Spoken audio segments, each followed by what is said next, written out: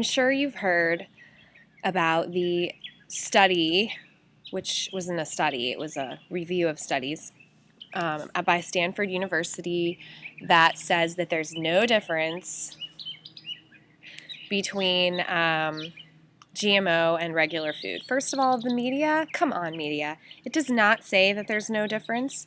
It says there is little significant difference, which is very conservative based on the findings that I found, okay?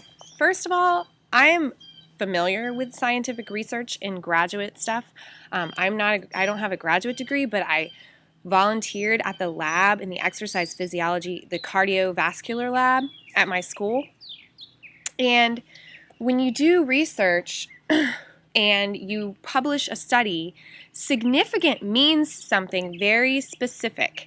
Significant means that the difference was significant. So for them to say little significant, or this article that I found off of the Stanford EDU website, is kind of redundant because significant does mean scientifically significant. So that's the first thing I want you to notice. Also, I don't think they did a study of micronutrients in this organic food. They actually admitted that there was 30% less pesticides on the organic food. Don't forget, organic food does have pesticides on it. They're just the approved pesticides that can be used. So a certified organic can still have some stuff on it, so you still want to wash your fruits and vegetables. It's probably going to be something a little more biodegradable. BT is an organic approved pesticide, ironically enough, and BT, when it's just powdered on, you can just rinse it off. You don't want to inject it into the gene of the plant, though. And so also this study admitted that there was less pesticides in the urine of children. Now I want to mention another thing. This study was a meta-analysis. They just studied a bunch of studies. There's 237 that they looked at, okay? But the time period of those studies only went from 2 days to 2 years. They didn't look at long term. So they're admitting there's less pesticides. They're admitting that there's less pesticides in the urine of children, and also they're admitting there's less exposure to hormones and antibiotics, and they, as a result of those antibiotics, less exposure to antibiotic-resistant bacteria. That's a really big, cool thing. If you eat organic, you have less chance of being exposed to antibiotic-resistant bacteria. You know, the stuff where if you get sick from that, you're gonna die because the hospital doesn't know what to do with you. They don't understand that there are a whole world of herbal, wonderful remedies that nature provides, and they're not going to give you that, and they're going to just pump you full of water. I did not say that. Oh my gosh. I did not say that. The point is that, I need to reel that in. This study mentioned macronutrients, but it did not mention micronutrients, okay? And it looked at people over only as long as up to 2 years, and it admitted less exposure. And also the way it's framed, look at the way the media is framing it. They're saying, is organic healthier? Now, healthy can mean a lot of things. Healthy can also actually mean not toxic, besides nutrient dense. And they're trying to say it's not really what? It's not really more nutrient dense, or it's not really less toxic, because from what I can see, from what they actually admitted, it's both. Because organic milk was actually shown to have more omega-3 fatty acids as well. Okay, and there was more phosphorus in the organic food. For some reason, they couldn't figure out why. Maybe because phosphorus is kind of a mineral, and if they had tested a lot of the minerals, the trace minerals, they might have found, just maybe, that there were more of those too, because synthetic pesticides and herbicides deplete the trace minerals, they deplete the soil. And they kill the bacteria in the soil, which is, it's just not as much life. Now, ironically enough, also in the news is this new study that GMO corn fed to rats is giving them these huge mammary tumors, okay? Mammary tumors. So the females are more subjected to this, and that's something I want you females to think about. They divided these rats up into a bunch of different groups.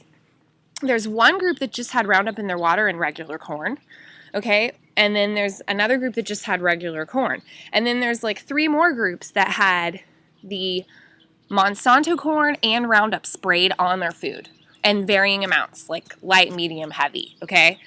And the weird thing is about these rats, those are the ones that got the tumors. But the ones that ate more corn, like 33% was the heavy GMO group out of those, they were less susceptible to the Roundup. What? So eating GMOs can make you less susceptible to being harmed by Roundup? Why would that be? Well, because those genes are crossing over, man. We are what we eat. Okay? We are what we eat. That corn and the Roundup are like chemically married. Okay? And so if you eat more of that corn, then maybe the Roundup won't hurt you. Are we evolving into these like GMO people? I have some t-shirts on my shop, Stop the Human GMO Project. Let's think about this, people. Let's think about this. They're not inserting happy genes. They're inserting genes that make you not be able to reproduce. They're inserting genes that produce pesticides like a factory. They don't even know how they're affecting the genes next to those genes. They don't even know. So the Stanford study, the irony of that, they didn't even mention GMOs. And they're only studying up to 2 years. And if you look at the studies on rats, not just this recent study, but the ones that Arpad Pusztai did back in the day when the government paid him before they knew and I guess ignored the facts or whatever. If you look at rats, it's the second generation is when these problems show up. It's the children of the ones that are fed the GMOs. The children. They're born with smaller testicles, okay, and they're born infertile. And that is messed up. So looking at 2 years of one generation of a person, not looking at how it affects them over time, they have to at least mention that they couldn't look at GMOs and that should be a factor. I mean, they had people from the medical school involved. They had people from all over that university involved.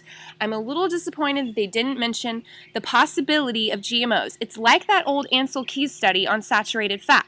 That study that said saturated fat causes heart disease had trans fat in it, but they were ignoring the possibility that this new heaven-sent technology that they could just use without merit, they could just use it without testing. They never thought that the trans fat was actually tainting the study and giving saturated fat a bad name and leading to some very bad dietary advice for Americans for decades.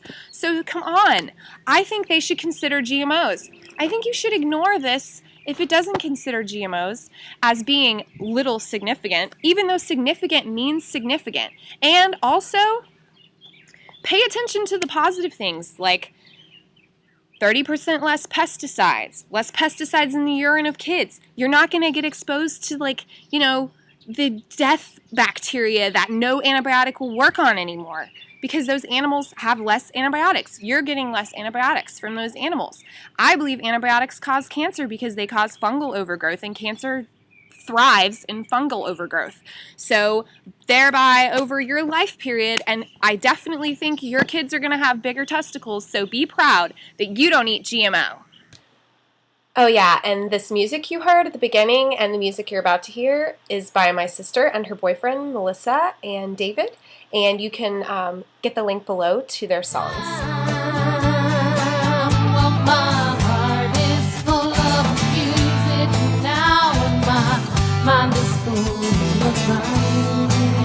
And I'll dance around with flowing hair, 'cause I can feel it.